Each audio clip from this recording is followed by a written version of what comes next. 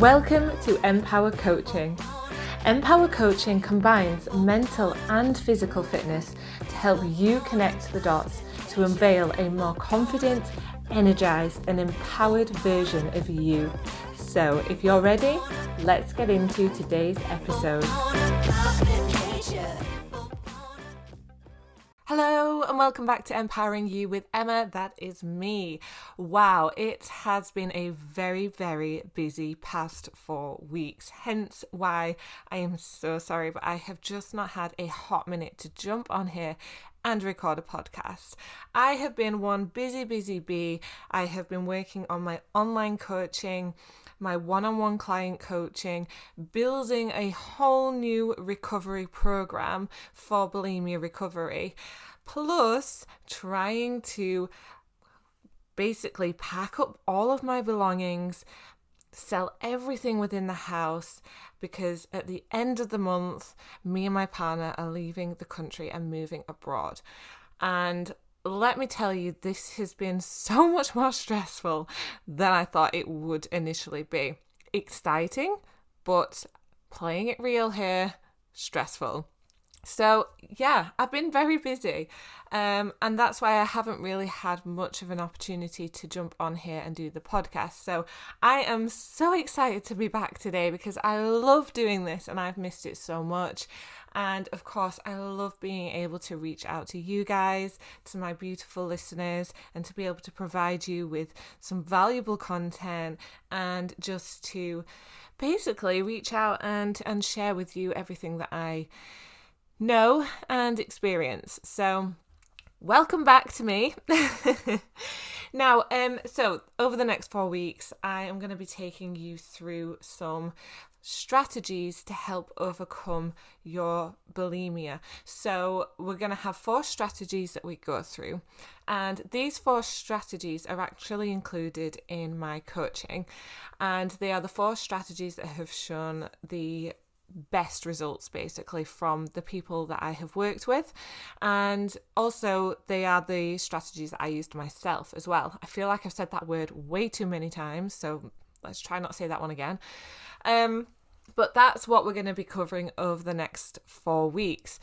So in a couple of weeks' time, I'm actually going to have the lovely Nettie Miles on my show, and she is going to be going through one of the focuses that I have called addressing the stress in 5 minutes or less. So definitely keep an eye out for that one because it's going to be fantastic. So Nettie is a meditation coach, and she is about to launch her own meditation program, so that's going to be really exciting to have her on the show and to go through some meditation with us as well. But I'm jumping way ahead there because today we're going to be talking all about active distraction. Now, I used this for my own recovery, and I use this with the lovely ladies that I work with. If you think about the times when you most commonly binge, what were you doing prior to that binge? And when do you never binge? When are the times that you never actually binge? What are you doing? The reason why I ask this is because I'm guessing that most of you will not binge while you're busy at work, but you will when you're doing things like resting or relaxing at home, not doing anything. Now, if this is you, listen up, because I have got a fantastic way to approach this, and it can be done very easily, which is of course very important when it comes to recovery, because I'm sure you've all been there and done it with a lot of other recovery methods and felt like it's not worked. So this is one that you can literally utilize today when you feel that urge coming on to have a binge. So this kind of focus basically is to prevent you from having the binge in the first place. So it's a way to stop you from actually going down the binge route. And that's why it's called active distraction. Now, for many people, the reason why a binge occurs is usually down to some other reason. It's not usually down to the food itself, or just wanting to eat a load of food, or hunger, or anything like that. It's usually down to something else, and the binge tends to be the response. So it's how we respond to an actual problem. So the binge itself isn't the problem, it's a response to a problem. And this can be anything. This can be uncomfortable feelings, stress, maybe something very negative has happened in your life. Maybe it's out of boredom. There's lots of different reasons that it could be, but and I've actually done a podcast on this. I can't remember, so maybe if you just do a search on my show, and I've done a podcast about the main causes of binge eating, so definitely go and check that one out, because if you're not still 100% sure as to why it is that you binge in the first place, then that show could possibly highlight some areas that you could resonate with that might be related to your binges as well. So you can search for that in my show. But let's say that you do kind of know what the problem is. This today is all about active distraction, and it's distracting your mind and your body away from having the binge in the first place. What I want to make really clear here is that we're not distracting away from the initial problem that you are facing. For example, let's say you've just recently gone through a relationship breakup and you're really struggling at this point, and your mood is very low and you're feeling very overwhelmed with everything that's going on in your life right now. I'm not distracting you from feeling those emotions, and I'm not distracting you from being able to release the emotion and being able to sit with it and feel everything that's going on, because I believe that that's really important, to be able to have that almost grieving time in your life. What we're doing here today is we're finding ways to distract you away from the activity of having a binge. So it's not the emotional part of it, it's the physical part of it that we are distracting you away from. So if you're a very, very productive person and you like to utilize every single hour in the day, then chances are you struggle with relaxing, just sitting and literally doing nothing. Chances are you feel guilty when you're not being productive. Am I right? So guilt is an unpleasant emotion, and when we feel unpleasant emotions, that's when we automatically seek comfort.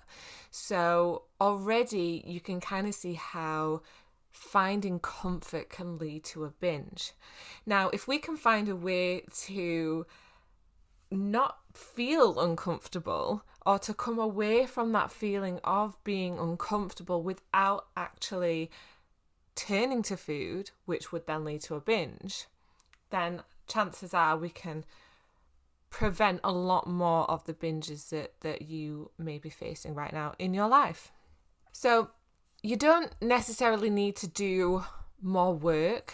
So if you are a productive person and your binges happen when you're sort of like watching TV, I'm not saying that you need to go and do more work and stress yourself out even more.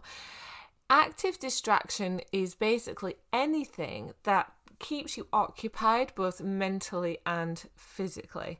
So examples of this can be as simple as going out for a walk, doing some yoga, maybe find a YouTube video, follow along to that video, going and taking a bath, reading a book, maybe doing some drawing or some painting, having a clear out in the house, doing some tidying, doing some laundry, if that's something that you enjoy doing.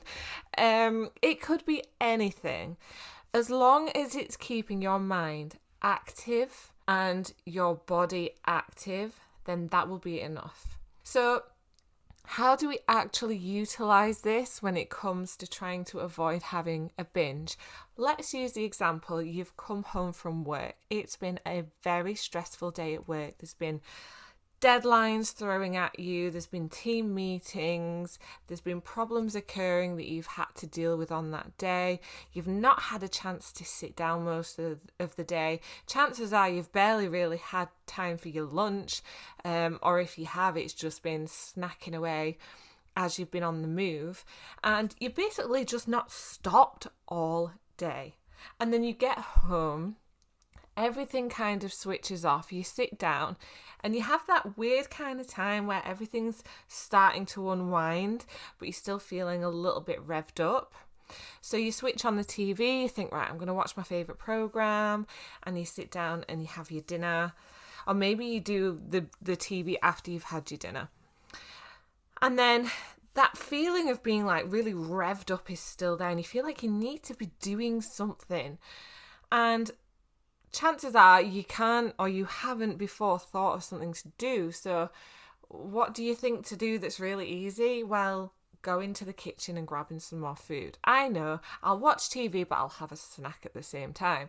So you pop into the kitchen, you go and grab your snack, whatever it is, your favourite crisps, or maybe it's something healthy, you cut up and slice up an apple or something.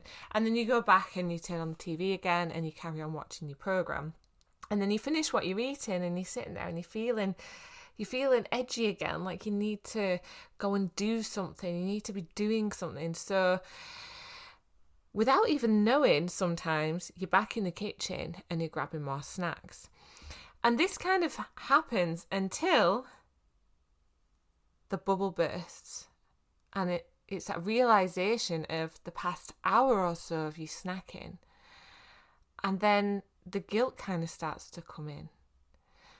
And then once that guilt starts to come in, it feels horrible and uncomfortable. And at that point, you're feeling so low and guilty that you're just like, do you know what? Screw it. I've already eaten all this. I might as well continue. And then you seek that comfort to make yourself feel better. And the comfort that you know is to have chocolate or ice cream or lots of toast or whatever it might be. Anything that makes you feel comfortable with the food that tastes good. And so then you'll sit there and you'll just binge away and binge away. And then you get to a point where you feel even worse. Your stomach's swollen. You're literally on the edge of breaking down and crying because you feel disgusted at what you've just done. And so what do? Well, you try to reverse the damage and you purge. And this is kind of like a typical cycle of what happens when you have bulimia. And it can be anything that brings it on. Obviously, I've just used one example there of, a very stressed out individual who's just finished work, and as soon as you sit down and you allow yourself to relax, it can be an uncomfortable thing just in itself, being able to relax. But that's a typical kind of scenario or cycle of how it all happens. And then, of course, the next day you wake up, you say to yourself, right, I'm going to have a good day, it's going to be better. And then life just throws things at you again and, it makes it more difficult. So what we want to be able to do, if we rewind that scenario that I've just gone through there and we pinpoint what happened or the first kind of steps that were taken that started to lead up to it becoming more damaging. And it was that moment in which the individual was sat down trying to relax, watching TV. But watching TV, sometimes we just turn it on and that's it. We follow along. It doesn't really take much. It doesn't use, we don't really have to focus. We're not really moving our bodies in any way. It doesn't really take much just to watch along to a program. And so it's not what I would class as an activity. So what we want to do is we want to swap that out. So when we come home from work, we want to get the individual to swap out watching TV with something that is more active, something that uses the mind and the body at the same time. And like I say, if you've had a very stressful day, then doing more work or running around probably isn't going to be the best thing, because you need to have a balance. You need to be able to unwind. So that's why I suggest something like going for a walk or doing some yoga, because with both of these, you're using your mind, you're allowing yourself to be in your mind, to have that emotional release, and you're also moving your body at the same time. So it does, both of these things require a level of focus, both mentally and physically, and that's why they can be really great to do. So if we swap that out, let's say we do the yoga. So you come home from work, very stressed out, busy day, and you have your dinner, because that's still very important. You have to nourish your body. You have your dinner, and then you say, right, after dinner, I'm scheduling in to do 1 hour of yoga. So you don't even go anywhere near the TV, unless you're watching the yoga on the TV. That's a little bit different. Set up your space, go and turn on that yoga video, and you're going to do that for an hour. Okay. And the great thing with yoga is it's a lovely thing to be able to do, to be focused on, but then also to relax you just before bedtime as well, especially if you spend that 10 minutes at the end doing some real deep breath work. I want to say vinyasa when you do, or is it shivanyasa? I really don't know the word, but I'm sure you guys will probably know. So you spend the 10 minutes at the end of your session laying there and doing this. And that is just incredible and very valuable to do just before you go to bed, because it's going to set you in a good mindset. And then chances are that you have managed to release the stress from doing the yoga, and so much so that you are now feeling relaxed, that you don't even feel the need to seek comfort. You don't even feel the need to go away and binge and, turn to food to deal with your emotions, because chances are they've already been dealt with and you're already in a much more positive mindset. Maybe you don't like yoga. Maybe that's not something that maybe you have tried it and you've decided, no, it's not for me. That's fine. So how about doing some drawing? There's some really great adult colouring books. Okay, now hear me out. Because sure, some of you might be thinking, oh, that's really immature, Emma. Like, why? I'm an adult, I'm a professional. Why would I go and draw? The colouring books can be actually very, very good, okay? Because again, when you're doing the colouring, when you're actually doing the colouring, it's an activity, you have to focus. But what you don't realise you're doing whilst you're doing the colouring is you're allowing a lot of emotion to come out, because you are thinking. And whilst you're doing the drawing, it allows your thoughts to just flow. They just flow in and out, and they just do their thing. And this is really great, again, for releasing stress and for getting all of those negative emotions out of your head. Okay? You're dealing with them. You're not leaving them trapped in your mind. And so again, it's another way that you're dealing with that initial problem. And your response to this now is not to go and eat loads of food. It's to sit and colour in and allow those thoughts to be processed, to come and go, so that you can reset just before you go to bed and then start your day fresh again the next day. Again, without the need to turn to food. And this is what we're trying to do here.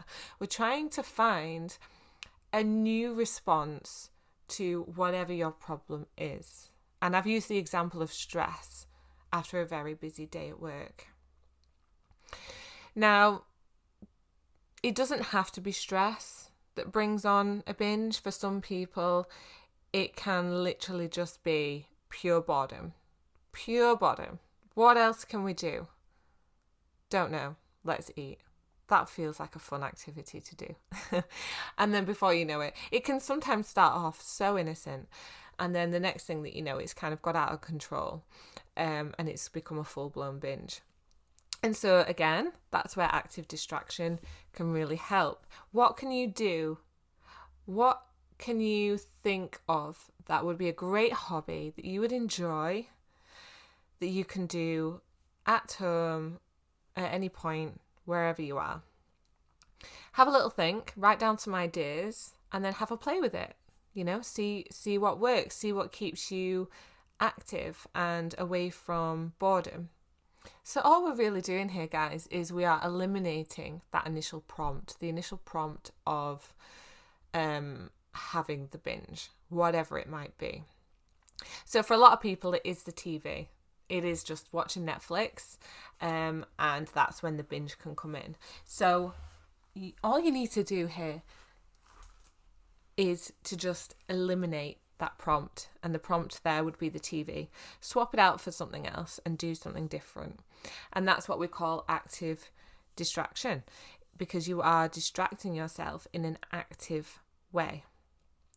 So like I said at the start of the show, it's not about distracting away from whatever your feelings are. It's very important to recognize, if you can, what emotions you're feeling that could potentially be contributing to wanting to have a binge in the first place. It's really important that you're able to recognize that and identify that. And, we will be talking about how to identify your feelings and emotions on another show. That's going to be another strategy that we're going to cover over the next few weeks, because a lot of people do really struggle to understand or connect the emotions to their actions. And the thing is, if we're able to do that, if we're able to recognize what it is that's, triggering that action, then that's going to help us find a solution. So for today, I've kind of just given you an example of a trigger, which could be that, you are bored or you have nothing to do at home. And another one was that you're highly stressed.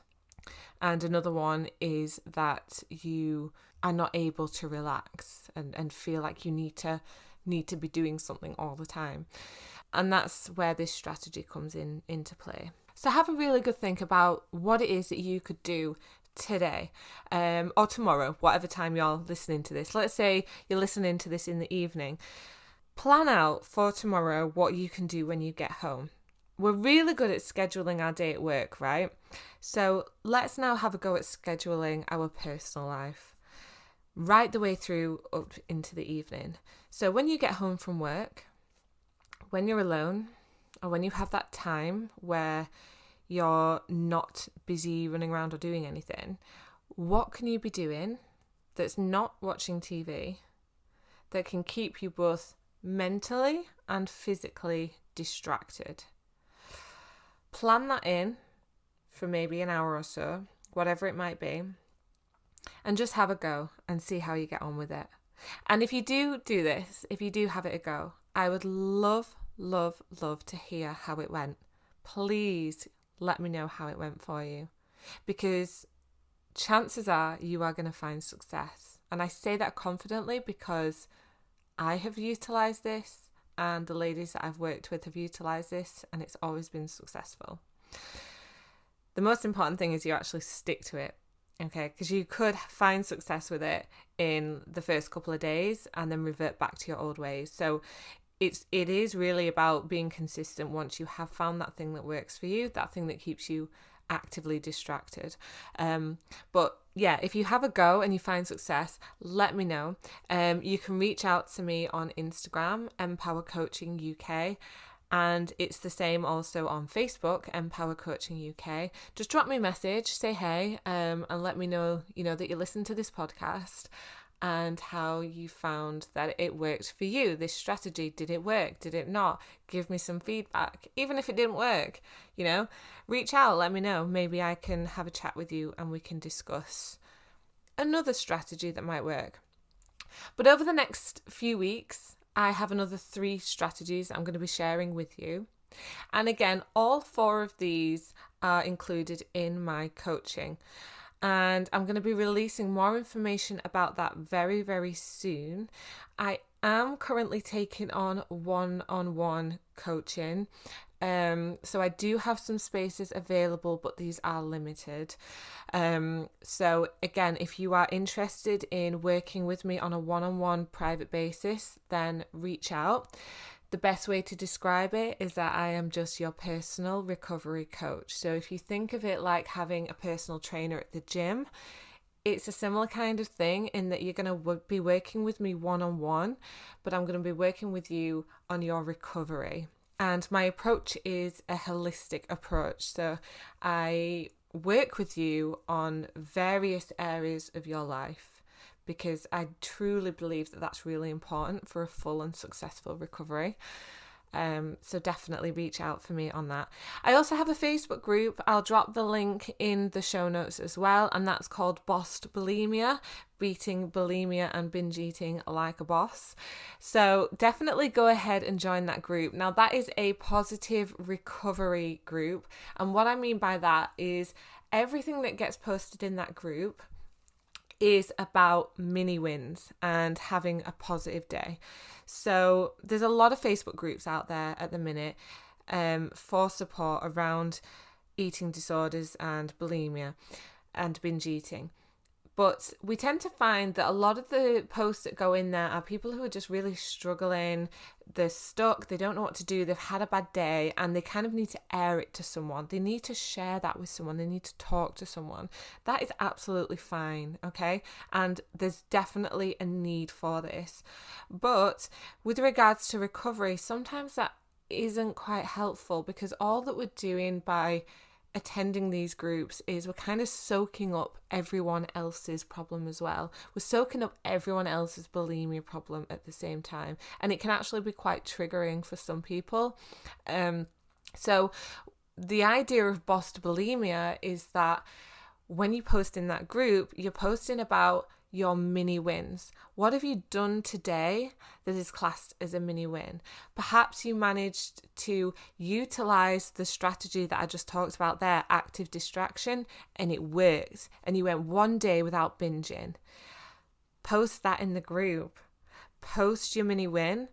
Post how you achieved it, and then that's how other people can learn. They can learn about what worked, and then they can have a go at utilizing it themselves. So rather than having a group that is just airing out problems so that we can allow the emotions and to be able to speak out and clearly about our problems and what's going on, it's more about sharing positive wins and ideas and tips for others to help them also create a mini win. And you can learn from that yourselves as well. So definitely go ahead and join that group. Like I said, I will drop all of the links into the show notes so you can find everything there, including my personal email address as well if you are interested in doing the one-to-one coaching with me. But I just want to say thank you very much for joining me for this episode. This was just strategy number 1 out of 4. I will be covering the next 3 over the coming weeks. And as mentioned, this is a very, very brief description of what I cover in my coaching program. So if something has kind of connected with you today and you're thinking this could really work for me, but I need a little bit more information or how to actually put this into play around my own schedule and my life, then again, reach out, let me know, let me work with you, let me help you, because that is what I am here for. That's why I'm doing this. It's to help you.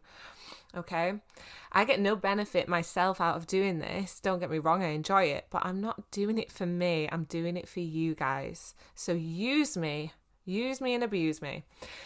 So thank you very much for joining me today. I hope you're all well, and I will definitely, you can hold me accountable to this, definitely be checking back in with you next week for strategy number 2.